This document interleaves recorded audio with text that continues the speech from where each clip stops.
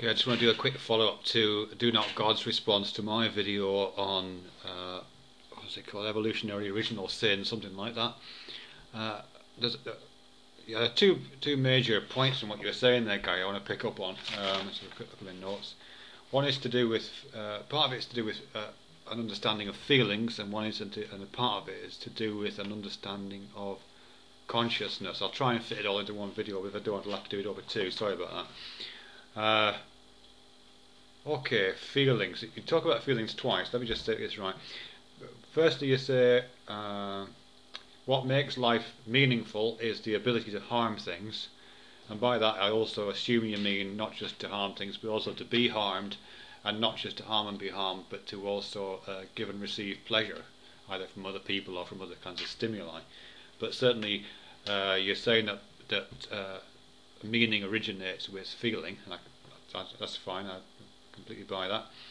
And then later on you say pretty much the same thing. You say that's where meaning began. You're tracing that moment in the evolutionary narrative that I laid out, at least, to the possibility of meaning emerging out of the possibility of feeling, and I think that's absolutely right. I mean, I've made a note for myself here. Feeling came first. Not quite sure what that meant. Anyway, yeah, feeling came first. Yeah, I think you're right. We felt things, or animals felt things before they thought things, and they were able to think things because of some mechanisms that feeling things had produced. I think that's probably about right. That doesn't necessarily mean, though, that because that's where, in fact, I just think it doesn't mean that because that's where feeling originated. That's where meaning originated, and that's what meaning is. I just think that's the origin of meaning. And the nearest analogy I've got to that is exaptations like opposable thumbs, for example. You know, we evolved a opposable thumb, presumably, I'm guessing this, for grabbing onto a branch, something like that. Or maybe very, very basic tool use, picking up a stick or a rock or something like that. And it may well have been to harm somebody, or it may have been to escape from harm, or it may have been to pick a piece of pleasant tasting fruit, or to do something pleasant. So that's the evolutionary origins of the opposable thumb. Completely built by feelings, if you like, on the kind of behaviours that would necessitate optimising certain feelings. But that's not what the meaning of the opposable thumb is. The meaning of the opposable thumb develops out of that, and that's to do with being able to use it to saw a piece of wood, or to paint a picture, or to use a spanner on something, or all the millions of things you can do with your hand, really, which you can only do because you've got the opposable thumb.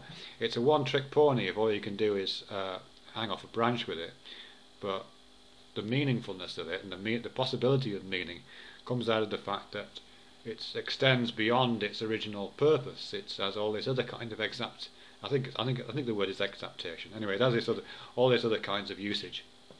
The opposable thumb, and I think it's the same for, in a more general sense, for feelings. And they are, as you put it, much more complex, and they do all this kind of weird stuff. Yeah, and just on that, I suppose, you've been talking about it in terms of consumption and reproduction being the two drivers, and feelings being the how we experience the value of any particular action as it drives us towards consumption and reproduction, or drives us away from the opposites of those things. I mean, I'm thinking of that in terms of what's sometimes called the 4 Fs, which I'm sure you'll have heard of, which is fighting, fleeing, feeding, and fornication, the 4 Fs, which is basically the same thing. Those are the main drivers, and you've got a set of somatic felt responses, as I say, weighting your actions positively or negatively, according to how they service one of those 4 Fs. But again, that might be the beginning of meaning, like the 4 Fs might be the beginning of meaning, or the consumption and reproduction cycle in yours might be the beginning of meaning. But the point is, it's what you do with those, is what happens beyond that point, where meaning isn't just a possibility, but it becomes an actual thing. So I'm thinking of the four. This is just an analogy here. I'm not making any particular scientific claim. I'm thinking of the four Fs, a bit like the four letters of the human genome, the whatever it is, ACGT thing. You know, ACGT are the letters of the human genome, but they have done a. That's not where the meaning of the genome is. The meaning of the genome is what those letters go on to spell. If you stack enough of those millions of letters together in a long enough spiral, you get this kind of weird biological thing with all the possibilities that involves. And I think it's the same is true for the four Fs. You know, you spin enough of those four Fs together, and you get something like a modern psyche, and you can't, just like you can't reduce the human genome to, you know, one set of letters, so you can't reduce the modern psyche and the modern being of human to those four Fs. Alright, so that's all I want to say on that, on feeling, I think. Yeah. Oh, just one last bit, yeah, on that.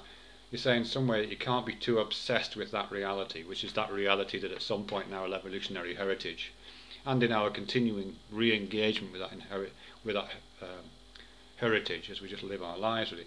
He says you can't be too obsessed with that reality of the importance of the meaningful possibilities offered by feeling.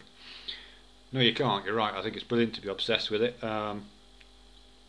It allows you to be an expert in it. It allows you to develop an articulacy, and you are, Gary, very articulate and very a kind of expert, I think, in that, in articulating the existential mindset that accompanies staying with that moment. And good luck to you in that regard. All I'm saying is that it's not the only game in town, really. Okay, so there's that. Second thing I want to talk about is just consciousness, and then one or two tiny bits at the end. Yeah, I mean, you're talking about consciousness here as if it was like the light going on. I mean, it's a really common thing, I think, and I do it myself. You know, that like at some point in evolutionary history, just like at some point in the growth of a child or the growth of a fetus, suddenly, you know, the windows open and the light pours in, and consciousness is like suddenly flooding out onto the world, and suddenly everything becomes consciousness. That's not how consciousness works. I'm absolutely sure of that. And in a sense, in other parts of your video, Guy, you kind of acknowledge that when you're doing that, all of that, you know, reflex plus reflex plus reflex, R plus R plus R equals mind. The consciousness is mind in that regard. So it's not separate from the mechanisms of thinking. It is the mechanisms of thinking, or at least it's a significant part of that. So it's not just like they woke up one day and the lights suddenly were on and whoa, we're conscious, and hey, we're feeling things consciously.